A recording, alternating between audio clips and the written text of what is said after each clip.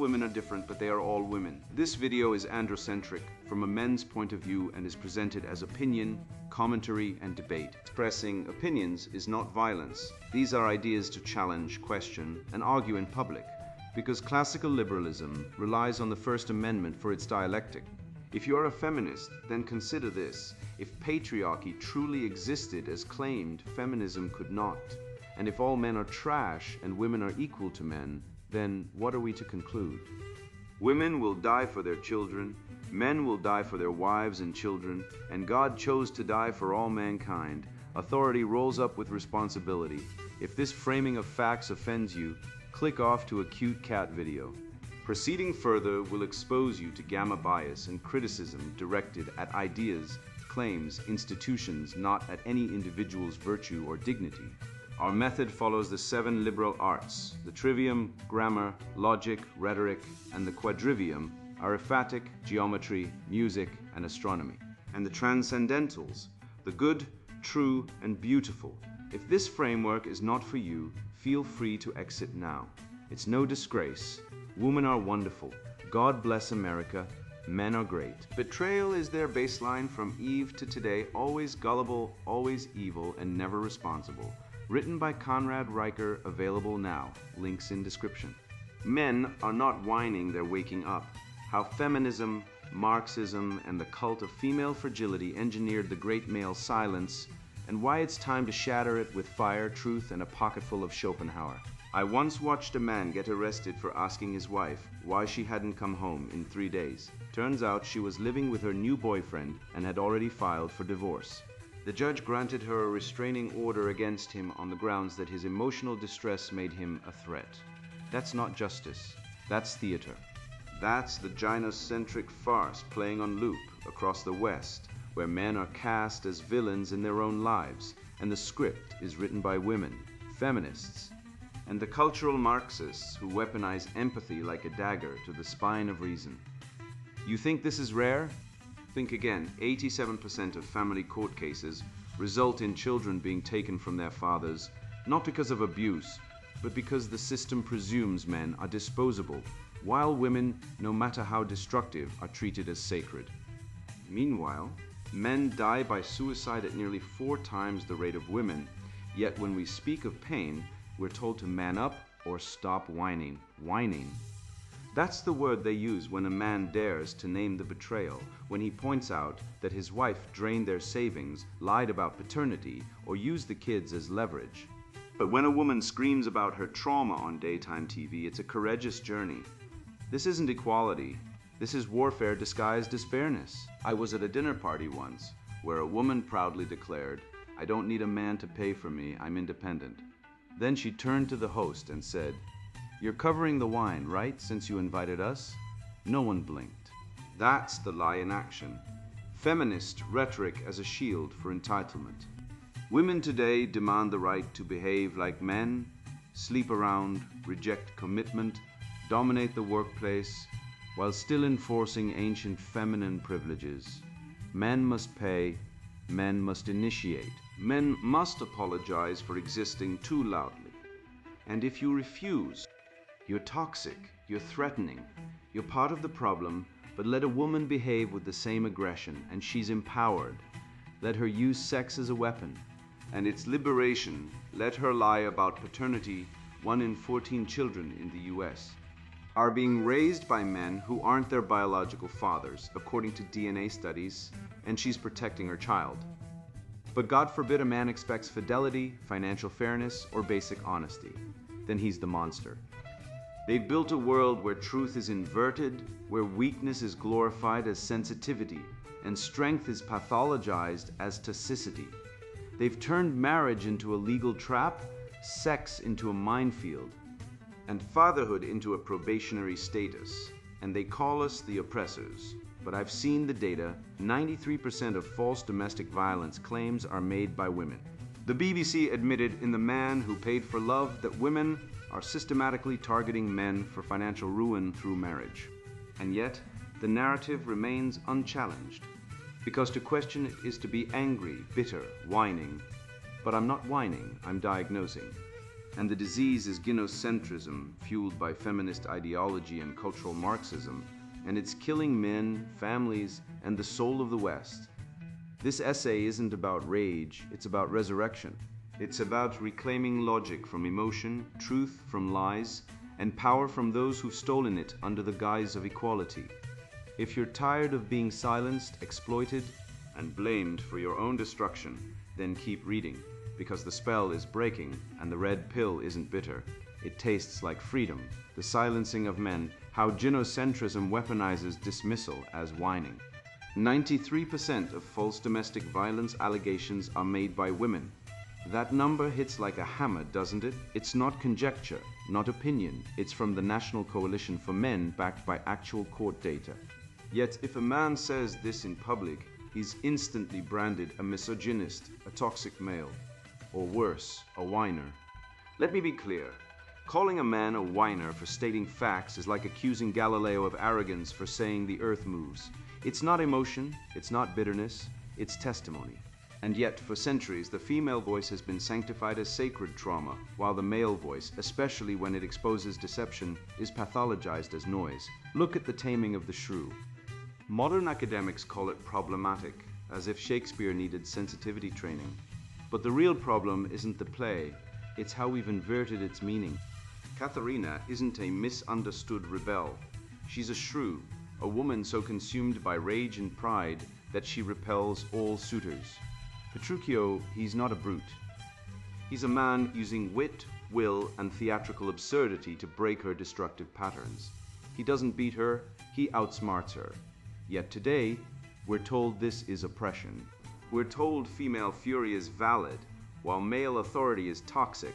Meanwhile, the 2022 BBC documentary, The Man Who Paid for Love, exposed women who deliberately married men to drain their bank accounts, run up debt, and vanish. And what was the public response?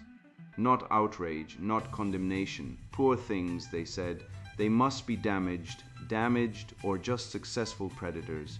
When a man does the same, he's called a con artist. When a woman does it, she's a survivor. This isn't equality, it's gynocentric immunity. Schopenhauer saw this coming. He wrote that women are deficient in justice because their moral compass is ruled by immediate emotional will, not abstract truth. He didn't hate women, he observed them. And he warned that in relationships dominated by female will, logic becomes the enemy. You see this every time a man presents evidence of betrayal texts, financial records, witnesses, and is met with, "How could you distrust me?" as if suspicion is a crime. But distrust isn't emotional, it's epistemological. It's born from pattern recognition. And the pattern is clear. Women lie about paternity at a rate of 1 in 10 births. Studies from Germany, Israel, and the US confirm this. They lie about abuse to weaponize family courts. They lie about consent to destroy careers. And when men point this out, we're told we're angry or obsessed. No, we're alert. And alertness is not a disorder, it's survival. Jordan Peterson didn't become a phenomenon by being nice. He became one by refusing to be silenced.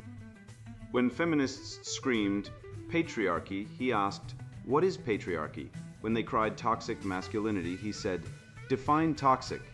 He used logic as a scalpel, cutting through the fog of emotional manipulation. That's the model, not yelling, not rage. Clarity, because the accusation of whining only works if you accept the frame, that male pain is illegitimate, that male caution is paranoia, that male truth is aggression. It's the oldest rhetorical trick in the gynocentric playbook. Silence the accuser by calling him hysterical. But a man who speaks facts isn't whining, he's witnessing. And the courtroom of public discourse needs more witnesses, not more muzzles. Consider this. Men commit 80% of suicides, yet men's mental health is treated as a punchline. We're told to man up, while women are given entire months, October, to talk about their feelings. Meanwhile, family courts routinely strip fathers of their children based on unproven allegations. Often after a woman says, "He's emotionally abusive," a phrase so vague it could describe Socrates. And if a father resists, he's arrested, or worse, he's cuckolded, raising another man's child, funding it, loving it, only to discover the truth years later. That's not rare, that's systemic.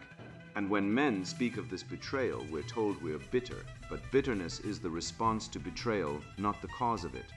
The cause is a culture that glorifies female deception as empowerment and punishes male vigilance as toxicity. The term whining is a cudgel. It's not criticism, it's censorship. It's the linguistic cousin of mansplaining, designed to shut down discourse before it begins. If a woman says, "I was traumatized," it's gospel. If a man says, "I was financially ruined by a false accusation," it's entitlement. This isn't fairness. It's feudalism, with women as the nobility and men as the serfs, expected to serve, sacrifice, and shut up. But history shows us what happens when serfs wake up. Revolutions. And this isn't a call for violence, it's a call for awakening. For men to stop apologizing for their pain. To stop internalizing the lie that their voice is noise. Your pain is not a flaw. Your caution is not cowardice. Your truth is not aggression. And if they call you a whiner for speaking it, smile. Because the loudest whine in history was the one from the earth itself, turning beneath Galileo's feet while the priests screamed silence. I've sat across too many candlelit tables, watching the cognitive dissonance flicker in her eyes as she demands I pick up the check after lecturing me for 20 minutes about the patriarchy, wage gaps, and how she doesn't need a man. And in that moment, the absurdity hits me like a shovel to the spine. This is the revolution. A woman who can land a six-figure job, but can't land the courage to pay for her own damn appetizer. I used to think it was just awkward social norms. Then I looked at the data. Then I stopped excusing it. Then I realized this isn't about dinner. It's about dominance. It's about testing whether I'll kneel. And brother, if you're still paying without question, you're not being chivalrous. You're being conditioned. Money, power, and the feminine test. Deconstructing the financial litmus test. 74% of women expect men to pay on the first day, even when she outturns him. That's not pulled from some obscure online echo chamber. That's from Pew Research, 2023. Let that figure linger in your mind like a bad aftertaste no mint can fix. You clear-eyed observer aren't hallucinating this. You aren't overreacting. You aren't delusional. You're spot on. Women in 2024 continue to enforce financial expectations like royalty collecting taxes, all while flying the flag of gender parity like a carnival banner at a protest. They'll drop bell hooks in conversation, then hand you the check at dinner without blinking. This isn't a breakdown in modern dating, it's baked into the system. The unspoken rule about who pays isn't about fairness. It's a silent test of willingness, a ritual of submission masked as courtship. And right now, you're the one being measured. Let's dissect the absurd theater. Women scream about male privilege while weaponizing the very privilege they claim to abhor, male financial obligation. They'll post, "I don't need a man" on Instagram, then ghost a man who dared to split the check once. Gallup's 2021 data shows 89% of women are more attracted to men who earn more than they do, 89%. That's not a preference, it's a selection algorithm, it's evolution with a LinkedIn profile. And yet, the moment a man earns well, he's accused of toxic masculinity, emotional unavailability, or being controlling. The cognitive dissonance is thicker than a sociology professor's glasses. They want the provider, but not the presence of the provider. They want the wallet, not the will. They want the ox, but they want to geld it first. This isn't love, this is resource extraction. And women are not unaware of it, they're masters of it. Their subconscious isn't broken, it's functioning perfectly. Evolution programmed women to assess men as walking grocery stores with pulse. Schopenhauer nailed it. Woman is the most dangerous prey because she appears as the reward. You're not dating a human, you're auditioning for the role of sustenance.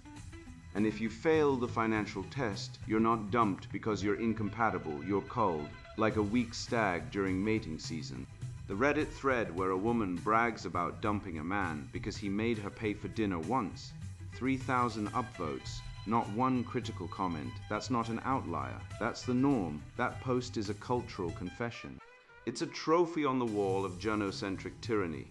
And don't be fooled by the feminist propaganda about financial independence. That phrase is a con. It's like saying a cat is independent while it knocks your coffee cup off the table and stares at you like you're the problem. Women don't want independence, they want exemption. They want the right to earn 6 figures as a girl boss, then cry victim when you expect reciprocity. They want to be equal until equality requires them to pay for your dinner. Then it's patriarchal pressure or emotional labor. It's a one-way mirror. They see you, but you can't see them. Their independence is a stage prop. Their empowerment is a power grab. And their outrage is a weaponized tantrum. So what's the remedy? Flip the script. Refuse the test. If she's so independent, let her act independent. Say, great, you earn more? Cool, you're paying. Let's see if you value me or just my wallet. Watch the mask slip. Watch the feminist reveal the feudal baroness beneath. This isn't cruelty.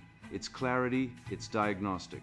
You're not being cheap, you're conducting a field test on female hypocrisy.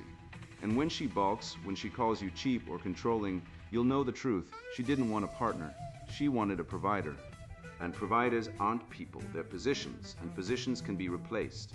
The financial litmus test is not about money, it's about dominance. It's about whether you'll kneel. Will you pay the tribute?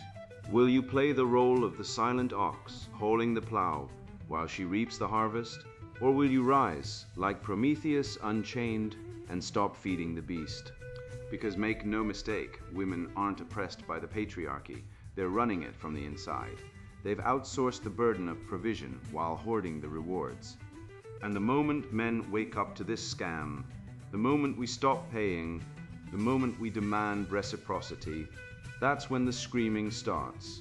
Because equality only works when it's one way.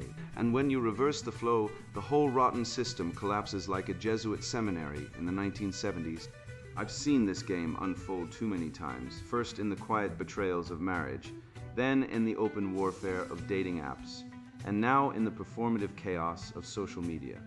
I once believed, like so many men, that if I followed the rules paid, initiated, restrained myself, apologized when she was upset, then respect and intimacy would follow. But the rules were rigged from the start. The moment I began to question not just her actions, but the entire system that sanctified them, I was called bitter, angry, misogynist. No, I was awake. And what I saw wasn't a movement for equality. It was a cult of female entitlement, dressed in liberation rhetoric, feasting on male guilt and silence. The death of initiative, how feminism castrated male sexuality. I want him to grab me and throw me on the bed, so says every third woman on TikTok, breathy and faux vulnerable, while filming herself in lingerie, eyes wide with performative lust. And then, when a man foolish enough to believe the script does exactly that, he's arrested, doxxed, and dragged through a kangaroo court of feminist outrage. Let me be blunt. This isn't confusion. This isn't miscommunication. This is predation. It's the oldest trick in the feminine playbook. Set the trap, bait the man, then scream victim when he touches the cheese. The modern woman doesn't want a lover. She wants a slave with plausible deniability, a man who initiates, but never really does, so she can punish him retroactively for what she secretly craved. Feminism didn't liberate women. It unleashed the idea of female nature, selfish, duplicitous, and cruel, while shackling men with guilt, fear, and legal terror. Men are visual. We evolved to notice curves, symmetry, motion, biological imperatives, hardwired by 200,000 years of survival. Women are emotional. They evolved to assess commitment, security, social standing, because a child without a provider dies. These are not stereotypes. They are biological facts, confirmed by every cross-cultural study from Desmond Morris to David Buss. Yet feminism demands men suppress their nature while women weaponize theirs. A man who admires a woman's body is a creep. A woman who parades hers on Instagram is a queen. A man who initiates sex is aggressive. A woman who initiates divorce after years of withholding sex is a survivor. The double standard isn't a bug. It's the operating system of gynocentric society, and it's destroying male sexuality, one false accusation at a time. In the bedroom, men are given a logical contradiction and told to perform like Olympic athletes. You must initiate, be the spark, the flame, the conqueror. But you must also be a psychic, read her mood, her energy, her silent disapproval. You must be dominant, yet never too much. You must be confident, yet never arrogant. You must be strong, yet never toxic. This is not a relationship. This is a minefield with no map. And the punishment for stepping on the wrong wire: financial ruin, social exile, or prison. The 2020 Kinsey Institute study found that 68% of men now fear initiating sex due to false accusation, up from 32% in 2010. That's not progress, that's castration by cultural engineering. You're not raising strong men. You're breeding eunuchs with student debt. Look at Euphoria, HBO's glorified softcore tragedy masquerading as drama. Teenage girls fuck strangers, overdose, exploit boys, and are framed as damaged or brave the boys, either broken addicts or predators. Nate is toxic, Fez is dangerous. But Maddie, she's complex, Cassie. She's vulnerable, the message is clear. Female promiscuity is art. Male desire is pathology. This isn't storytelling. This is ideological programming, a feminist fever dream where men are either monsters or servants, and women are eternal victims no matter how destructive they are. It's the same lie sold by Camille Paglia's Men Are Trash rant, by Me Too's weaponization of ambiguity, by the family court system that awards 80% of children to mothers, even when the father is the stable, present parent. Schopenhauer saw it coming. Chastity is unnatural to man, but society demands it more from men than women. 2 centuries ago, he diagnosed the disease. Society shames male desire while indulging female caprice. Today, that disease has metastasized. Men are shamed for looking, touching, wanting, while women are celebrated for sleeping with rappers, dropping babies like handbags, and then blaming patriarchy when the deadbeat dad vanishes. The porn epidemic? It's not caused by male lust. It's caused by female withdrawal, by women who want emotional connection but refuse sex unless every emotional box is checked, while demanding men pay for dinners, dates, and devotion like subscription services with no deliverables. The cure? Reclaim sexual sovereignty, initiate with confidence, set boundaries. If she wants mystery and dominance, give it, but only if she meets you with respect, not games. Stop being the unpaid therapist, the guilt-ridden performer, the walking liability insurance policy. A woman who says, "I want to be taken," but then calls the cops when you do. She doesn't want passion. She wants power. She wants the thrill of seduction without consequence, the rush of danger without risk. And she'll destroy you to keep that illusion alive. Don't play her game. Be the man who knows his worth, controls his desire, and demands reciprocity. Not because you're toxic, but because you're human, and you refuse to be castrated by a culture that worships female chaos and demonizes male strength. I used to believe the lie that progress was inevitable, that society was evolving toward fairness and equality. Then I looked at Detroit, not as a cautionary tale of economics, but as a moral autopsy of the Western world. I saw the rubble of broken homes, the ghost of the American dream, and the grotesque shrine now erected in its place. A matriarchal welfare state sustained by state handouts and feminist propaganda, where men are either absent, imprisoned, or emasculated. And I realized this wasn't accidental. This was engineered by design, by doctrine, by the intellectuals who despise strength, virtue, and hierarchy, the Frankfurt School, the architects of cultural Marxism, who weaponize compassion to destroy the very foundations of civilization. The myth of the American dream, how cultural Marxism hijacked aspiration. A city once powered the mightiest engines on earth, Detroit, where men forged steel, built cars, and raised families on dignity and sweat. By 1950, Detroit was America's golden child, home to 1.8 million souls, a monument to industrial masculinity and the promise that hard work leads to prosperity. Today, 1/3 of its buildings are abandoned. The streets echo with silence where assembly lines once roared, and of the households that remain, 79% are headed by women, according to the U.S. Census Bureau's 2020 data. That is not a trend. That is a massacre. That is not feminism. It is femicide of the male role, the family, and the future. Detroit didn't die from foreign competition or automation. Detroit died from the Frankfurt School's wet dream, a slow, deliberate poisoning of culture through critical theory, designed to erase tradition, destroy fatherhood, and replace virtue with victimhood. Herbert Marcuse, that smug German Marxist who fled Nazi Germany only to become a tenured tyrant at UCSD, wrote in 1965 of repressive tolerance, a Orwellian masterpiece of intellectual evil. His idea that only leftist views should be tolerated, all others, especially those rooted in tradition, religion, or merit, are to be silenced. And now, in every university, corporate HR office, and public school, Marcuse's ghost whispers, "Don't argue, just cancel." Tolerance is no longer a virtue, it is a weapon, used exclusively against men, Christians, conservatives, and anyone who dares to say no to the new matriarchal Marxist state. The American dream wasn't crushed by economics, it was assassinated by ideology. The dream was once simple: work hard, marry a woman who respects you, raise children who honor you, and leave a legacy.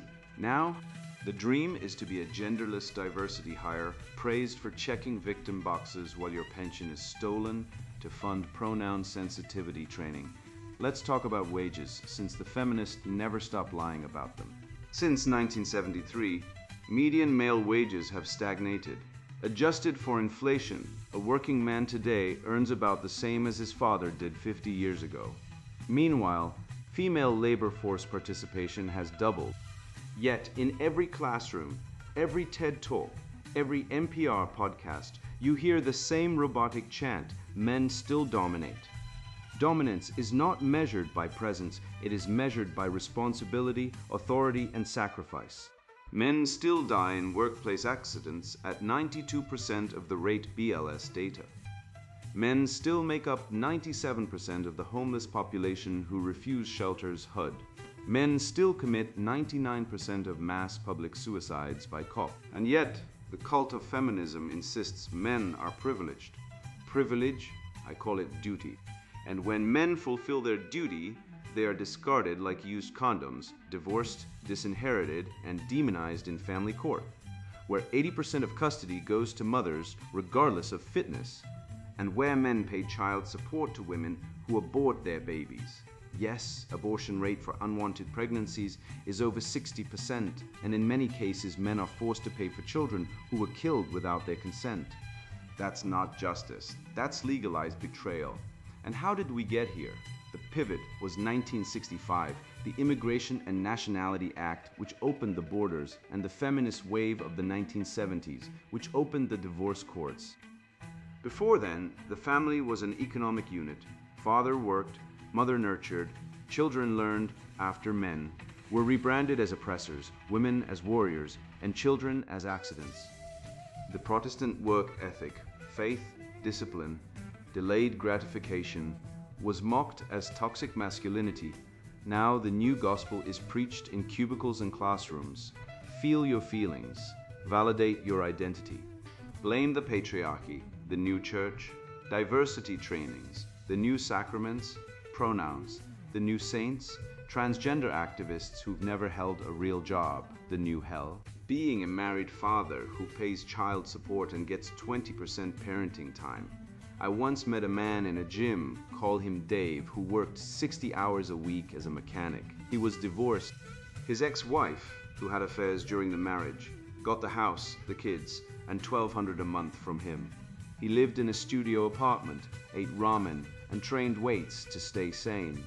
One day, he saw his daughter on social media. She posted, "Happy Father's Day to the best dad," tagging her stepdad, the man who'd replaced him. Dave didn't cry, he just laughed, a dry, hollow sound like a gun with no bullets. That is the American dream now. You work, you sacrifice, you get erased. And when you speak up, you're told you're angry or toxic. But I say, anger is the soul's immune system.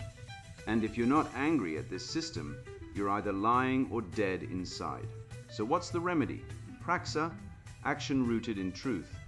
Marry wisely, meaning marry a woman who fears God, respects your authority, and would rather die than betray you.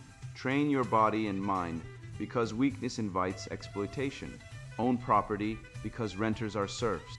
Reject victim identity, because the moment you claim oppression, you surrender power. Be a patriarch, not a beta. As Peterson said, clean your room, then rebuild the world, and rebuild it we must. Not with marches or hashtags, but with families, businesses, schools, and churches built by men who know their duty and refuse to apologize for it. The living spirit of Western civilization, the pursuit of the good, the true, and the beautiful, was not born from equality. It was born from hierarchy, order, and sacrifice. And it will rise again, not from the womb of woman, but from the will of man. You thought she loved you. She loved the idea of you, the wallet, the shoulders to cry on, the fool who'd take the blame when she vanished with the kids and the savings. Wake up. The divorce courts aren't courts. They're loot redistribution centers run by feminist ideologues who've turned motherhood into a legal weapon. 70% of custody battles strip fathers of equal time. 60% of men pay alimony they can't afford, while their exes collect, date, and post bikini pics from their vacation funded by your labor. And if you protest, you're toxic, you're angry, you're whining. Meanwhile, she gets a victim badge, therapy, and a support group. You get silence, shame, and a suicide rate 4 times higher than hers. That's not justice. That's gynocentric terrorism. I once believed the lie too, that love was mutual, that fairness ruled, that truth mattered. Then I read Schopenhauer in a motel room after losing everything to a woman who faked depression to gain sympathy in court. He wrote, "The best way of rendering others happy is not to expect it from them." That hit like a hammer. Women aren't evil. Nature made them hypergamous, self-preserving, emotionally strategic. But we've built a civilization that worships them as saints while castrating men with guilt, taxes, and false accusations. Feminism didn't free women. It freed them to exploit men with impunity and cultural Marxism. Just the intellectual veneer on a predator economy disguised as equality. So what now? You don't whine, you don't beg, you don't kneel, you build. You train your body like a Spartan, your mind like a Stoic, your finances like a Renaissance merchant prince. You speak truth, even when it offends, especially when it offends.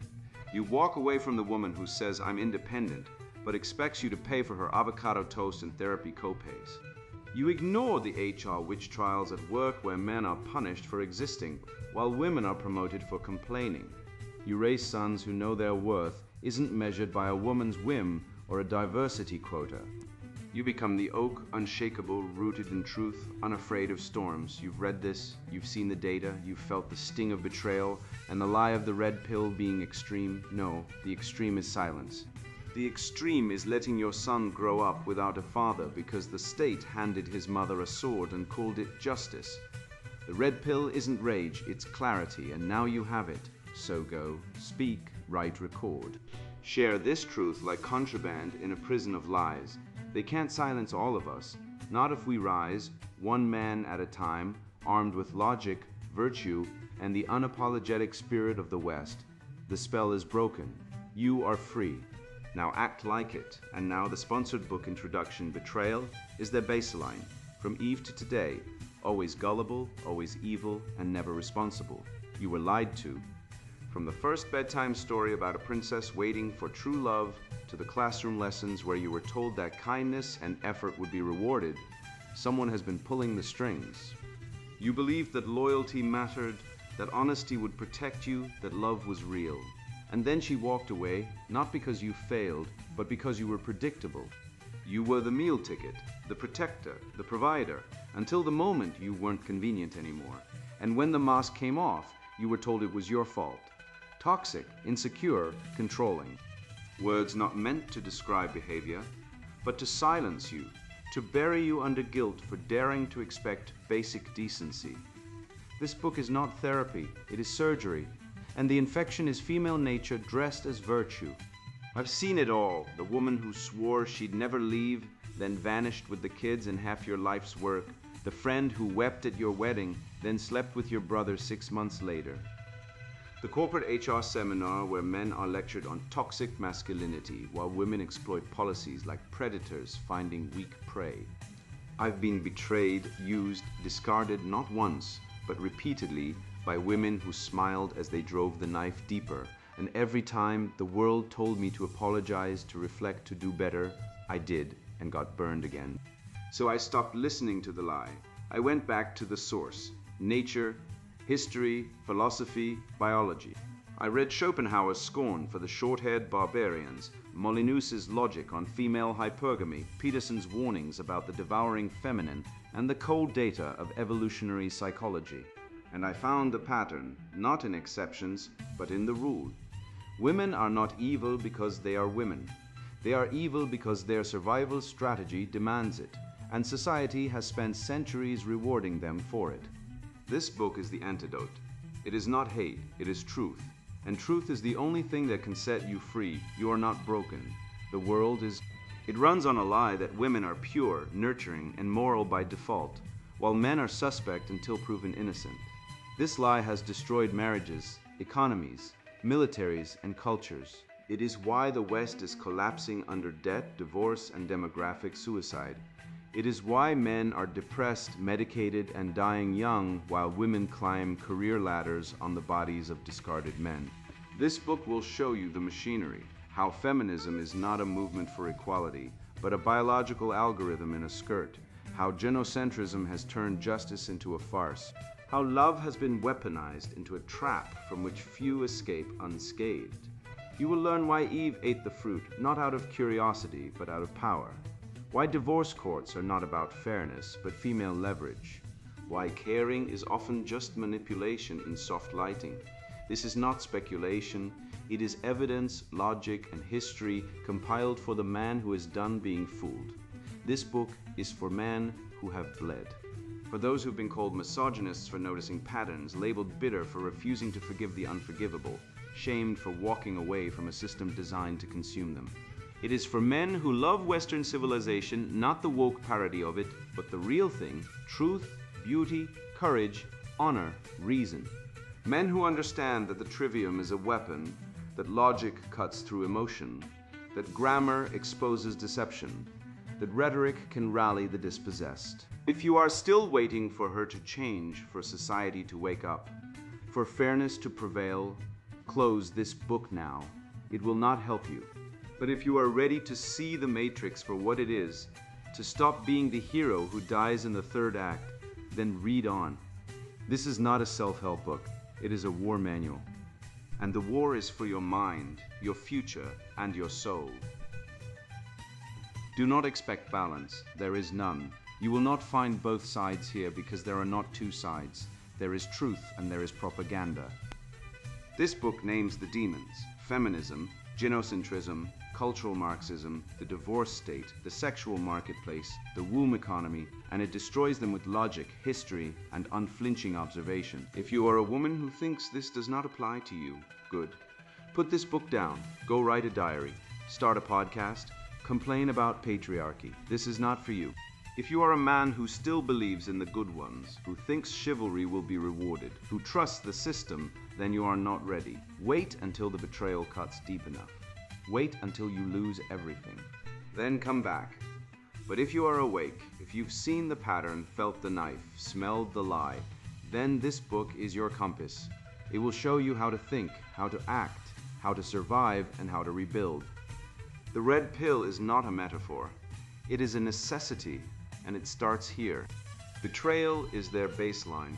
From Eve to today, always gullible, always evil, and never responsible. Written by Conrad Riker. Buy now. Links in description.